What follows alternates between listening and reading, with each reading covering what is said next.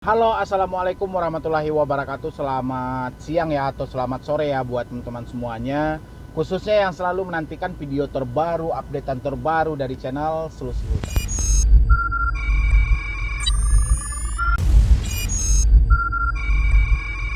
Terima kasih ya buat teman-teman semuanya yang selalu mensupport, selalu menantikan video terbaru, updatean terbaru dari channel Solusi Hutang. Saya ucapkan ribuan terima kasih buat Anda semuanya.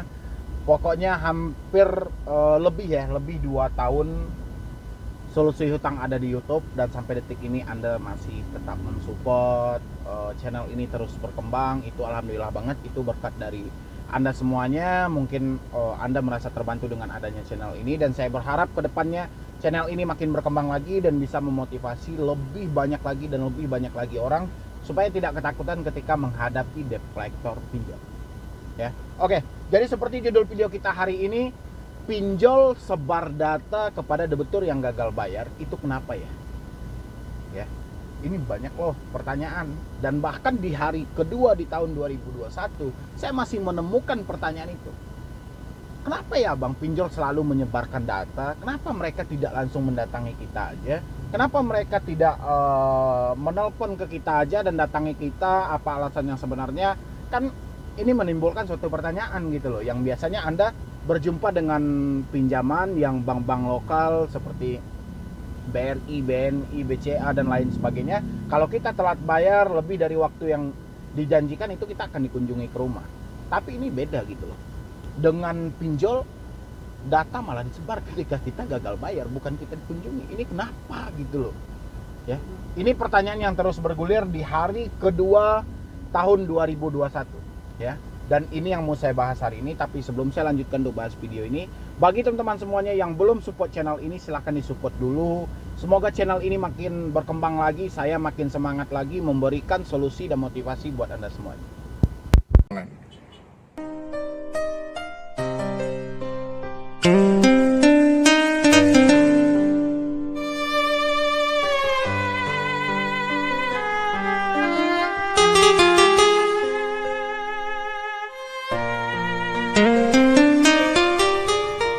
Yang sudah support terima kasih, yang baru bergabung silakan disupport dulu ya. Oke. Pinjol menyebarkan data ketika kita tidak mampu bayar, ketika kita gagal bayar, ketika kita telat bayar. Ini kenapa? Ya.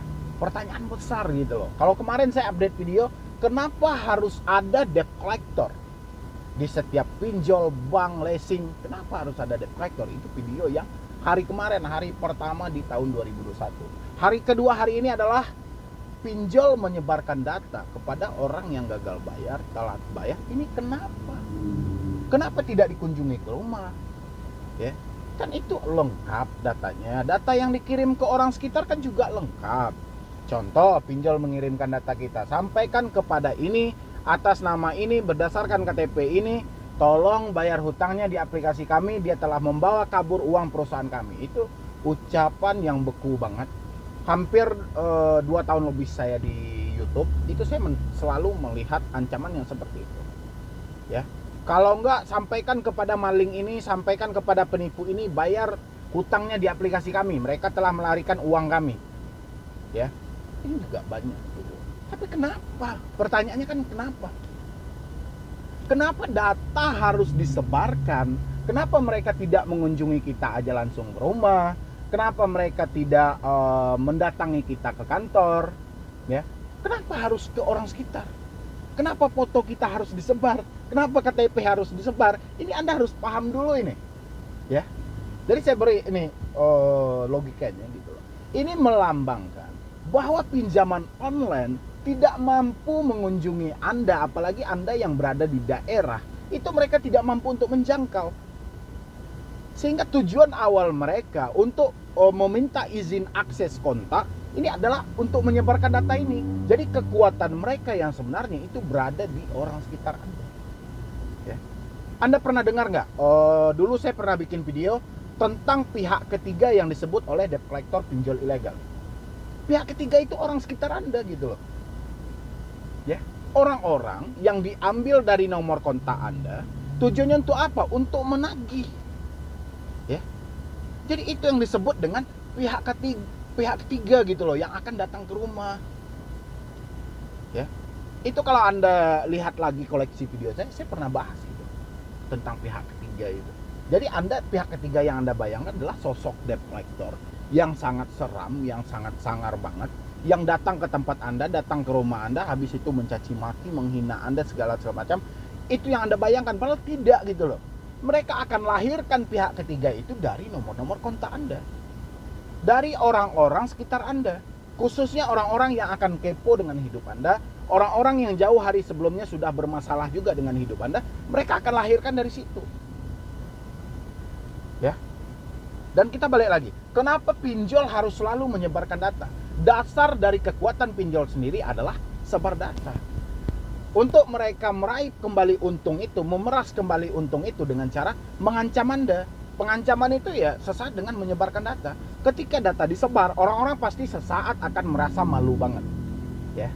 Dan itulah satu alasan kenapa solusi hutang ada di hadapan Anda adalah untuk memberikan motivasi yang bertolak belakang dengan pinjol itu. Jadi ketika pinjol menyebarkan data, saya malah menenangkan Anda. Ya. Jadi seperti itu. Jadi ketika sebar data itu adalah poin keuntungan sendiri bagi kita selaku debitur kalau kita bisa mempergunakan logika kita gitu loh. Ya. Kenapa tidak? Dengan adanya mereka sebar data menjadi satu alasan bagi kita untuk tidak membayar lagi di aplikasi itu. Ya. Yang kita bingungkan mereka tidak sebar data dan mereka melakukan pendekatan sementara saat ini uang Anda sudah tidak ada gitu loh. Ya. Makanya menjadi keuntungan sendiri ketika debt collector menyebarkan data kita, ya udah kita ada satu alasan untuk tidak bayar lagi di aplikasi itu. Bukan takut gitu loh. Kebanyakan kan Anda bertanya, "Bang, sampai berapa lama sih debt collector ini menyebarkan data kita? Sampai berapa lama sih orang ini meneror kita? Sampai berapa lama sih mereka akan datang ke rumah kita?" Itu bukan pertanyaan, itu nggak penting Anda pikirkan gitu loh. Ya, yang penting Anda pikirkan sekarang dalam hati Anda adalah sampai kapan saya seperti ini. Itulah bentuk pertanyaan besar dalam diri Anda itu, sampai kapan saya berada di bawah tekanan seperti ini. Ya. Supaya apa Anda membentuk itu? Supaya menaikkan kembali semangat Anda, meluruskan kembali niat Anda untuk apa? Untuk memperbaiki hidup Anda. Bukan seberapa lama DC menyebarkan data yang Anda pikirkan, tapi seberapa lama saya harus berada di tekanan ini. Ya. Makanya perubahan yang sebenarnya itu terbit dari pemikiran Anda sendiri. Kalau saya di sini cuman memotivasi Anda supaya Anda lebih semangat lagi, lebih gigih lagi, lebih giat lagi memperbaiki hidup Anda yang selama ini sudah hancur gitu loh. Ya. Jadi Anda nggak penting itu memikirkan mau berapa lama mereka sebar data, itu urusan mereka. Mau berapa lama mereka meneror, itu hak mereka. Yang penting urusan kita saat ini adalah pulihkan hidup kita kumpulkan uang, kalau ada uang kita bayarkan. Kalau nggak ada uang ya udah kita hadapi gitu loh.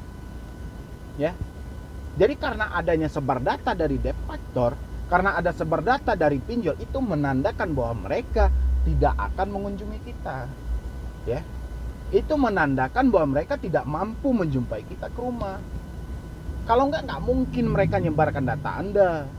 Ya, ini buat teman-teman ini yang baru-baru gagal bayar, mungkin di awal 2021 atau yang di akhir-akhir 2020 masih ganas-ganasnya tentang sebar data. Ini hal yang bukan Anda takuti, karena sebar data itu adalah hal yang wajib Anda lalui ketika Anda berurusan dengan yang namanya pinjaman online. Ya, itu Anda pahami itu. Jangan sampai Anda baper, jangan sampai Anda stres, jangan sampai Anda panik, jangan sampai mengurung diri dalam rumah, jangan sampai Anda tidak bermasyarakat, tidak mau jumpai teman dan segala macam. Itu akan memutus pintu rezeki buat Anda sendiri. Ya. Dengan Anda stres, dengan Anda depresi, ukuran ada teman yang mau mengajak Anda untuk bekerja, Anda ukurannya dapat duit gara-gara Anda stres, depresi, takut menjumpai orang banyak, akhirnya rezeki Anda sudah tidak ada. Ya, makanya berdampak buruk bagi Anda semuanya. Jadi buat teman-teman semuanya, yang saya sebut tadi, kenapa pinjol harus menyebarkan data ketika kita gagal bayar, itu karena mereka tidak mampu mengunjungi kita yang ada di daerah. Ya, mereka tidak bisa menjangkau kita. Kekuatan dari pinjaman online adalah data-data yang ada di handphone kita, terutama data kontak, data log keluar, data log masuk. Itu adalah kekuatan mereka yang sebenarnya. Ya, jadi Anda nggak perlu mikirin saya di penjara bang, saya diproses hukum bang, saya mau didatangi ke rumah bang. Itu bukan pikiran lagi ya. Hari ini biarkan mereka menyebarkan data, yang penting kita fokus saja. Mumpung masih di awal tahun gitu loh. Ya. Jadi kita masih berkesempatan untuk memulihkan hidup kita kembali. Bukan ini yang kita pikirkan dan bukan ini masalah kita yang sebenarnya. Masih banyak masalah hidup yang lainnya yang harus kita selesaikan. Ya. Jadi buat teman-teman semuanya mungkin cuman itu dulu yang dapat saya sampaikan. Terlebih dan terkurangnya saya mohon maaf. Nanti buat teman-teman semuanya yang mau konsultasi atau diskusi sama tim saya, silahkan di nomor yang ada di deskripsi. Ya. Atau Anda juga mau japri pribadi dengan saya, tapi dengan catatan, ini dengan catatan ya. Karena saya tengokin di DM saya itu ada ribuan yang tidak saya respon. Kenapa? Karena saya perhatikan, saya scroll dari atas sampai bawah pertanyaannya sama dan saya sudah pernah membahas di video saya.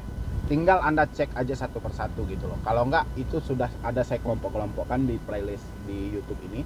Anda bisa lihat itu. Misal cara menghadapi DC, resiko ketika gagal bayar, apakah DC datang ke rumah, Anda bisa lihat di situ gitu. Ya. Mungkin untuk hari ini cuman itu dulu yang dapat saya sampaikan, terlebih dan terkurangnya saya mohon maaf. Nanti buat teman-teman semuanya yang mau japri pribadi sama saya, silakan ambil aja yang di layar Anda itu kan nampak itu loh, @medibroni. Silakan Anda follow aja Instagram saya. Ya. Jadi sekian dulu dari saya, Medi Broni. Wassalam.